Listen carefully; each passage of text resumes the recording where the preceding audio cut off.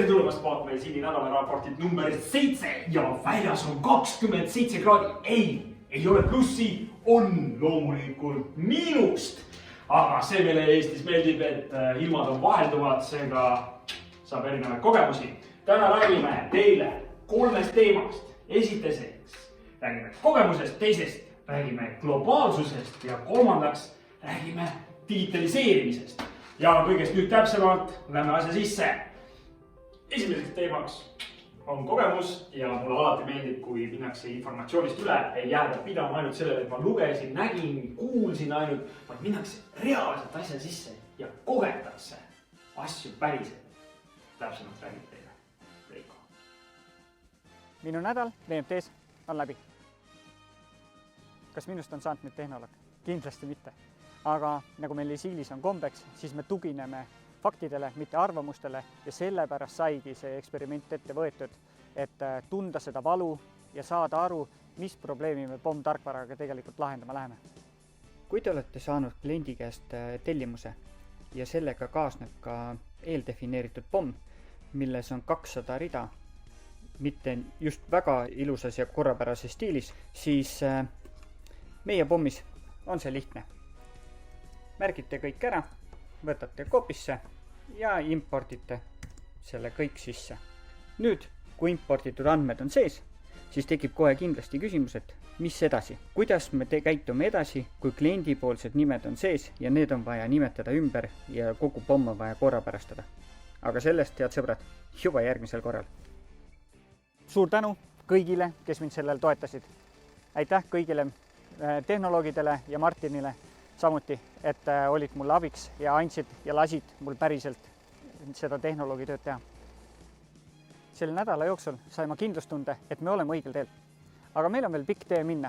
Ja selleks, head sõbrad, olge hea ja kirjutage mulle. Lepime kokku aja, kus ma saan näidata teile POM-i ja sealt edasi siis jagame oma mõtteid. Teiseks teemaks on globaalsus ja globaalsus selles mõistes, et me oleme võtnud omale fookuse väga teravaks ja teravaks selles mõttes, et projekti tootmine, metallivaldkond, projektide variatiivsus suur ja kõik on erinev iga päev. Ja selle kõigele juhtimiseks, haldamiseks on teatud tüüpi kliendid. Need kliendid paraku hakkavad meil Eestis otsa saama. Mis me siis teeme? Kellega teeme? Täpsemalt siit. I'm Clevis Toscano, coming all the way, long way from India. I'd been traveling regularly to Germany, Austria, Italy, Switzerland for my work. So by profession, I'm a mechanical engineer, been working mainly in the metal industry, mainly for the steel players like ArcelorMittal, Tata Steel, JSW, ThyssenKrupp, Salzgitter Flachstahl, and been working with a Belgian-based company with office in Bombay. So what they did was the Belgian-based company was a pure project-based company, mainly in design. But they would just design. They would have the team design everything, and then they would get all these things manufactured from different parts of the world. As a new, fresh Azilian, I'm going to take care of the UK market. So my role is called as BOM evangelist, bill of material evangelist for the UK market.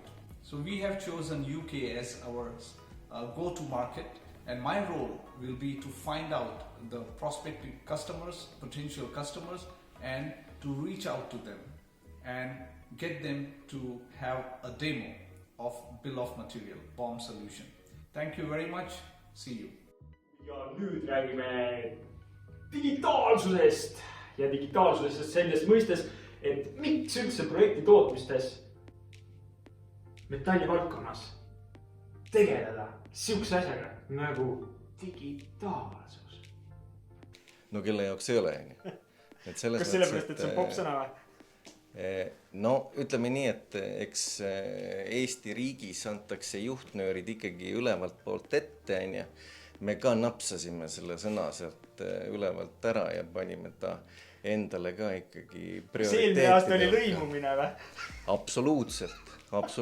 Selles mõttes, et digitaliseerimine nagu sõnana on iseenesest tore, aga tuleb lihtsalt aru saada, et mis see point seal on?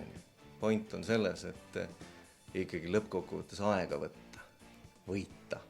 Mitte võtta, aga võita. Ja kuidas see aja võitmine siis käib, aega me saame nagu niimoodi võita, et me suudaksime enda protsesse paremini näiteks planeerida. Ja juba sellest tuleb aja võit. Loomulikult, ärme räägime sellest, et number 1 asi, et tahaks nagu lolli töö sealt vahelt ära kaotada. Et tõesti, me ei dubleeri, me ei trüki mingisuguseid mõttetuid andmeid, mis meil on juba nagu olemas ja jumala eest, võit missugune. Mõõdikutest võib-olla räägime järgmine kord. Aitäh, Rainer! Ma arvan, et seda me peaksime kindlasti võtma fookusesse ühes nädala raportis ja slaissima täpselt tükkideks, mida siis tegelikult tähendab see kiirus ja aja kokkuhoid. Kus seda siis võimalik meil võtta oleks?